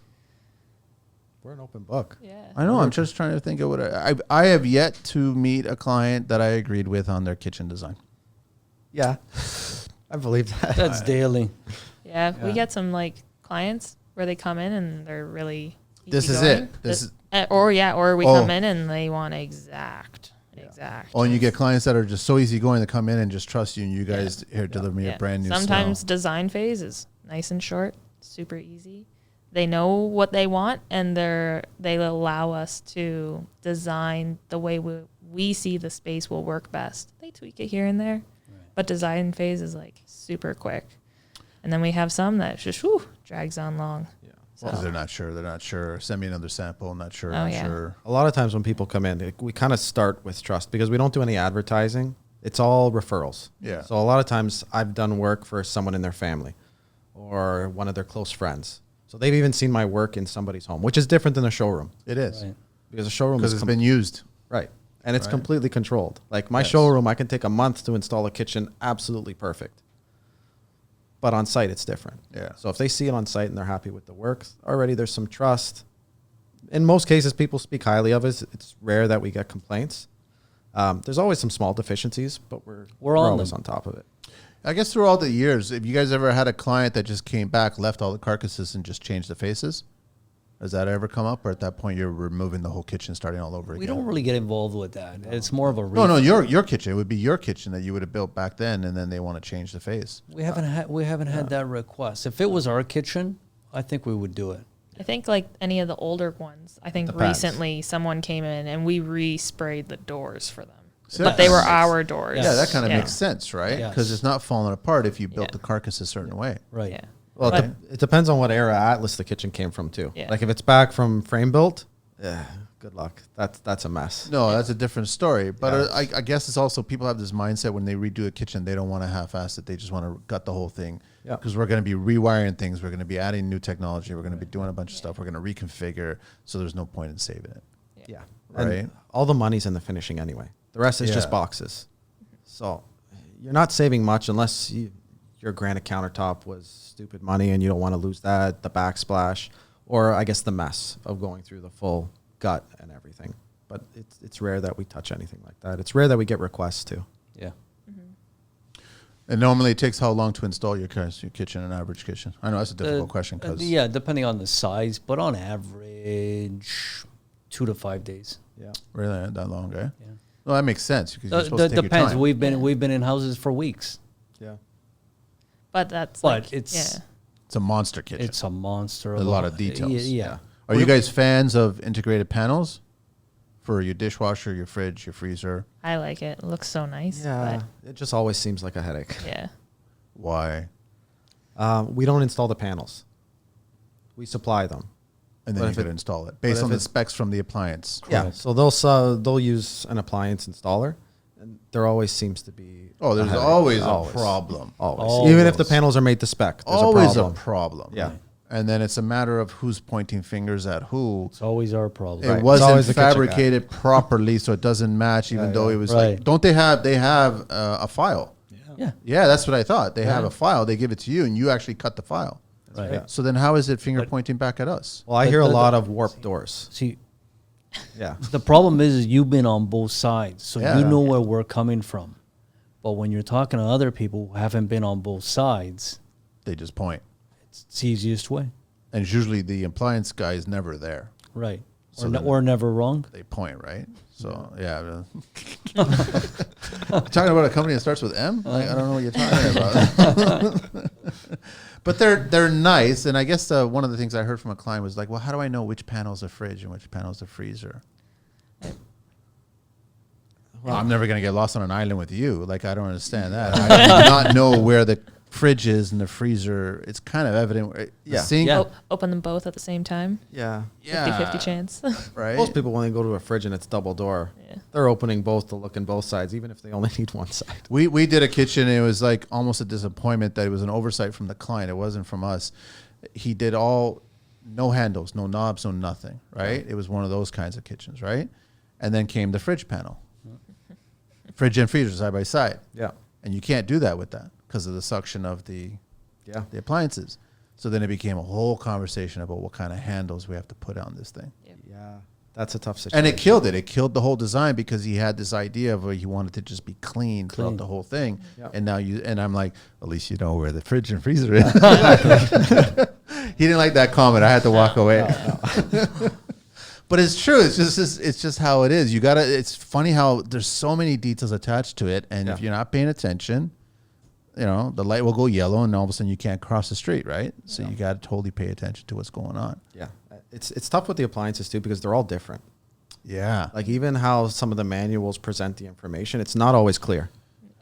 There's some guessing. It's difficult, man. Yeah. And I don't know if it's the same thing with European contractors, if they have the same problem, or if maybe they give them a different book. I don't know what it is. I don't know. Sometimes it looks like there's pages missing. Like there should be more information on what I need to do on my end. Yeah. I agree. You almost wish that they would give you like a base metal that you adhere it to, and then that gets adhered to the thing. But it's still off a tiny bit somehow. It's almost like you need to see the kitchen finished and then make the appliance panels in some cases. It's true. Especially like the built-in wall ovens and microwaves. Like sometimes those Wall Oh, ovens are yeah. terrible. Yeah. Wall oven. What about the microwaves today? Oh, yeah. Then you get into the whole coffee maker things, right? Right. Ooh, Yeah. we They're try- nice, but try not to do there's those no ones. forgiveness on any of those. And the farmer sinks. Farmers- Yeah, that's a bit of a another- pain too. That's another issue. You Yeah. want a 3/4 exposed. You want an 1.5 inch exposed. But it depends on whose farmer's sink Yeah. and how, because some are designed nicely that they factor in. Yes. They give you a little bit of forgiveness. They give you a lip all the way around. Yes. Yes. But some don't. They Right. give you literally a mill or two. What you know what we do on that? We dry fit everything. We actually bring the sink in. Smart. Joy will carve a dummy panel, Smart. size it, and then the finished product will go on the machine for final run. So it looks like we're cutting one panel, but sometimes we're cutting 3-4 panels. Depends on the sink. Yeah. Yeah. Sometimes they're Because they're a lot of them are not they're not symmetrical sometimes. at all Yeah. You talking about the cast iron ones? cast iron. Yeah, because they forge it, right? Yeah. But it's not exactly. No, there's bang bubbles on. in them. Yeah. So Joey tries to fit the contour best that he can. I'm still surprised that a lot of installers will silicone those sinks into position underneath the stone slab, right? Yeah. And that makes me nervous because it's only 3 sides and the back side's weak, Yes. right? So I guess. But it's all supported from underneath. We support. you guys will support it. Yes. But a lot of people don't really support the front of it, right? Right. And then That's or crazy. they'll use something cheap No, to that's support it. That's crazy. Those things are heavy as hell. I know. Yeah. What else do I want to know about kitchens? Yeah. I don't know what else. The appliances are usually the most complicated thing. Like even when we build, we need to account for problems before they happen. Like when we build our built-in ovens, we don't build that full tower as one piece. We break it up into 3. So that if something goes wrong on appliance install, we can pull out the center section to modify it. Yeah. Instead of ripping out crown, ripping out kicks. You're right about that. But lately, we've even had people change appliances on us and not even tell us. Oh, that's happened. Oh yeah, all Right? the time. A That's week the worst. before install. Right. Yeah. It's because their oven is on delay. They're not going to get it for another 6 months. So we got another one. The appliance guy No. said it's the same specs. It's not. It's never. A week It's never. before install's okay, but sometimes we get the calls 2 weeks after we're out of the house. That they changed the appliance. Yeah. They didn't think it was important. Yeah. And it's a completely different appliance. Right. Size-wise. Yeah, it might be the same size from the outside, but the cutouts and the provisions are completely Usually a different. different brand. It can vary between models too, from the same brand. They're all specific. And I mean, speaking of that too, and that's where the electricians and sometimes the plumbers have to get involved because there's a kill zone for wherever the power is going to be, Right. and also for the fridge and freezer, whatever for water lines are going to be. Yep. And I know that a lot of trades in that plumber and electrical, they have a standard, whatever it's going to be. This is where it's going to be, and I'm going to park it right here. No, you're supposed to have. I mean, that was good about that one client with the handles. On the first day of mechanical and everybody's running their work, Yep. he had all the manuals for everything.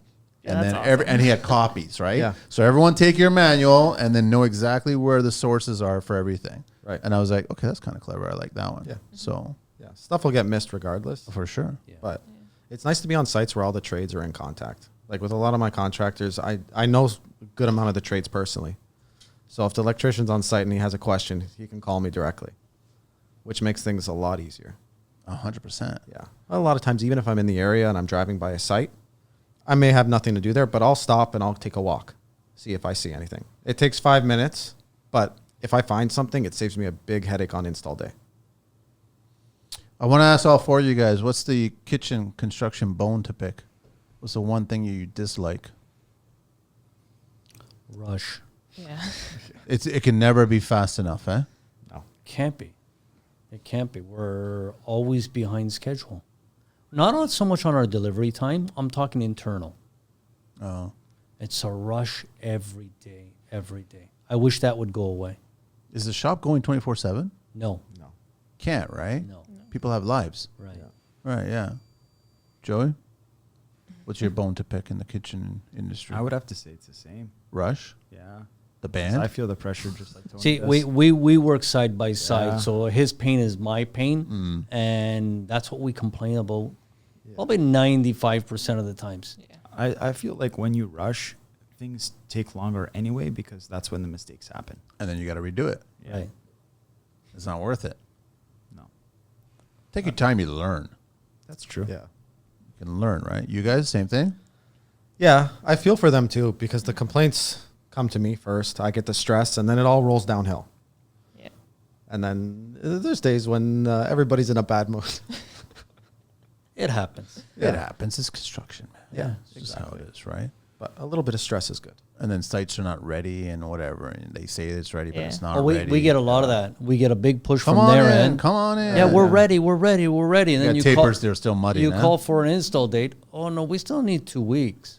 But you said you were ready. Or you deliver and it's just sitting in a room Yeah. waiting because they're not ready. Yeah. So it's just sitting somewhere else in the house, and you're just praying Yeah. that when those cabinets go in, no damage. Please, It's no still damage. not ready. I know, but it's just that's the worst thing you can do. You want to get them on site to get installed the very next day, Yes. if not the day after. The worst case, the day after. So 2 days just sitting on site because they take up a lot of space when they're Yes. not in position.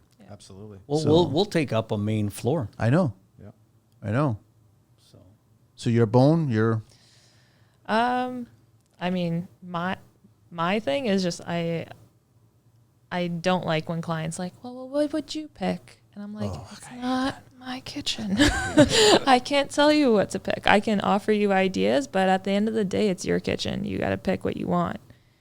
So that's from like ever since I've been in the design and like interior design industry. Like it's just I would just Then say maybe- color and no uppers. That's what I would say.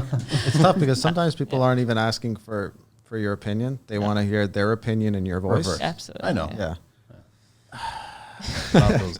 I love those clients. You guys ready for the 12 questions of construction? Everybody, we're talking to Atlas Kitchens at bellnet.ca, and now it's Atlas Kitchens and Bath on Instagram. We'll start from Frank over. Ready? Sure. What is your favorite construction word? They're all curse words, honestly. that's I know. So be it. Yeah, it's gonna be fuck. Okay. Construction word.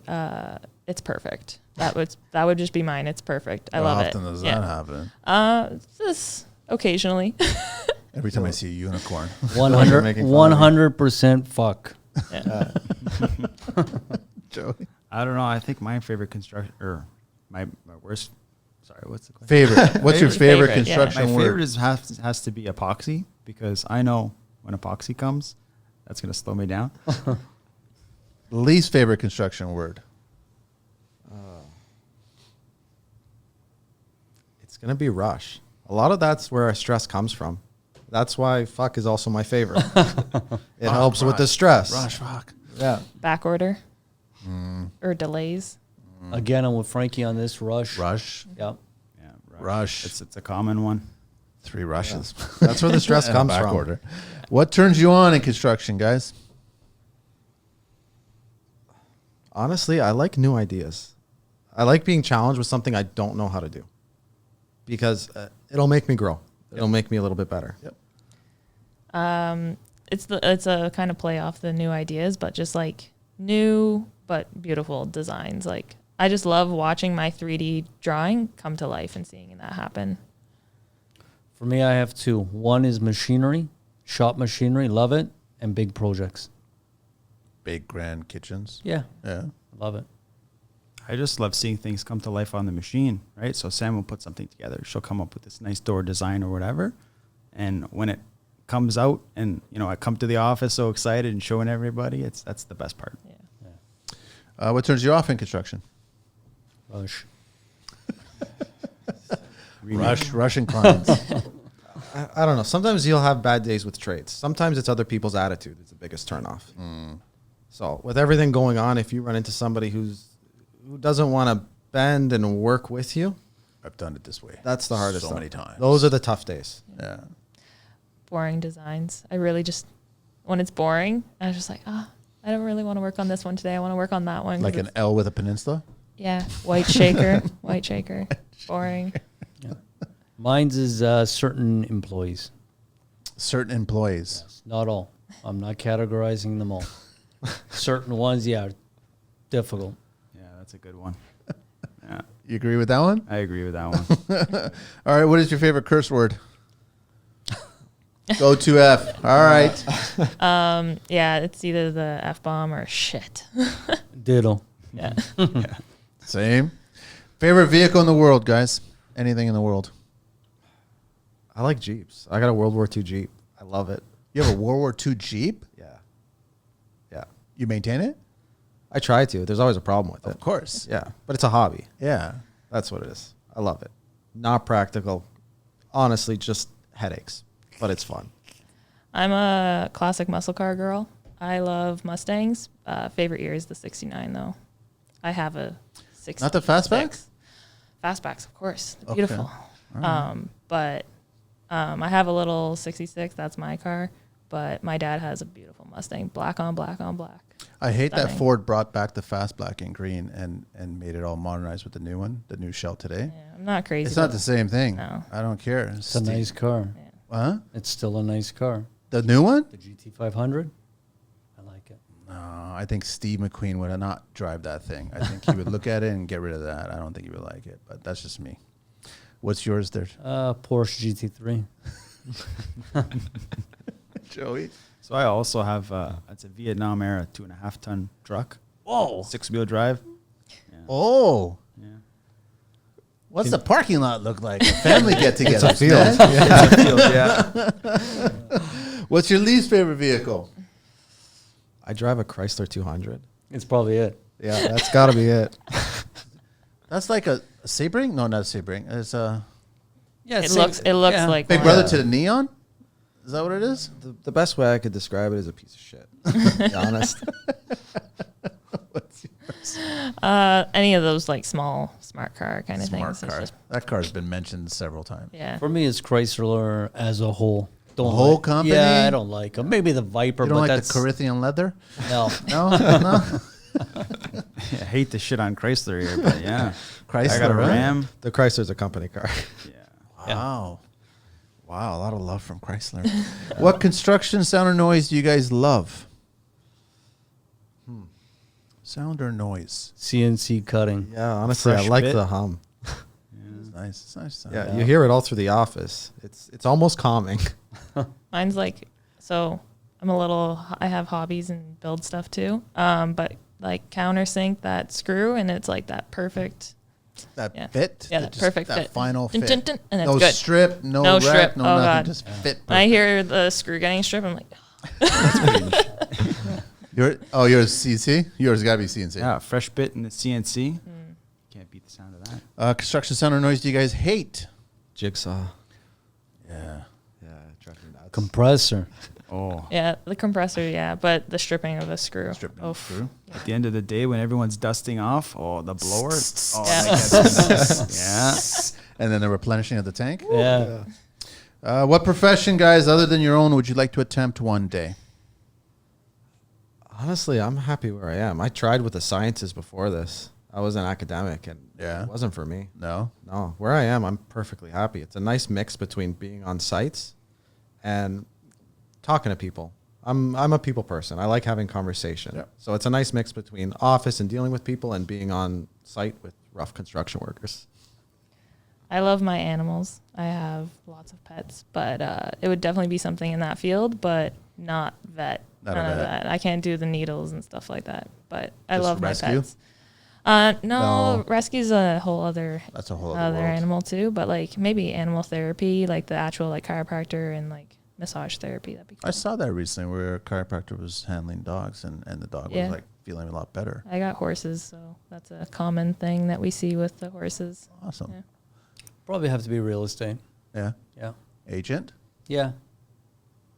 I think for me, maybe some kind of machine operator, you know, truck driver, Oh, like a big machine big operator. machines. Yeah. What profession would you guys not like to do? Honestly, I kind of relating to the last one. I was in the academics and I hated it. I hate anything that's just book smarts. That's it. I feel like you lose out so much in life, to be honest. It's for some people and all the power to them, but I can't do it. Makes sense. I can't do anything medical, needles, that kind of stuff. No, thank you. Yeah, likewise. Yeah. Don't like blood. Nope. Nope. I think anything podcast related, you know, communications, that kind of stuff. Doing them or producing them or hosting them? Just the whole communication, speaking, public speaking. And all Oh, that shit. That's easy. It gets easier. Yeah, it gets easier when you do it, I guess. Yeah, but yeah. I don't know. For me, It took a bit of convincing to get Oh, you to here. get Oh, him yeah. on You here? had to twist his Really? arm. You Yeah. didn't want to do it? oh, phew. You did fine. So now you can do a bunch of them. He'd rather be playing with the CNC and Who is actually running the shop then? That's a good question. You put it on automatic pilot, huh? Your guess is as good Yeah, as you guys ours. get back there. There's a bunch of doors that are not right. There'll be a few deficiencies. Last question: if heaven exists, what would you guys like to hear God say when you arrive at those pearly gates? You're finally here. Yeah. Come on in. Welcome. What else do you want to hear when you're there? any of my like loved ones that have passed away. It's I have someone for you to see again, kind of thing. Oh, that's nice. What was yours, Joy? Come on in. Come on in. Yeah, you want the warm welcome. Guys, thank you so much for being on the show, man. This has been entertaining talking to you guys. Thank about you all for this having stuff, us. so. Thank you. No, I should pass by and take a look at the shop. Absolutely. I just I don't want to smell NDF though. That's all. Let me know when you're milling walnut or something. We'll keep you in the front half. It's prettier up Oh, there. you can still smell it. I'll smell it in the parking lot. Yeah. I know I will smell it. Everybody, Atlas Kitchens at bellnet.ca, and on Instagram it's Atlas Kitchens and Bath on Instagram. Thank you very much, Frank, Samantha, Tony, and Joey. That's it. I think we're done. Yeah. Thank you, Angelina. Thank you. We're out of here.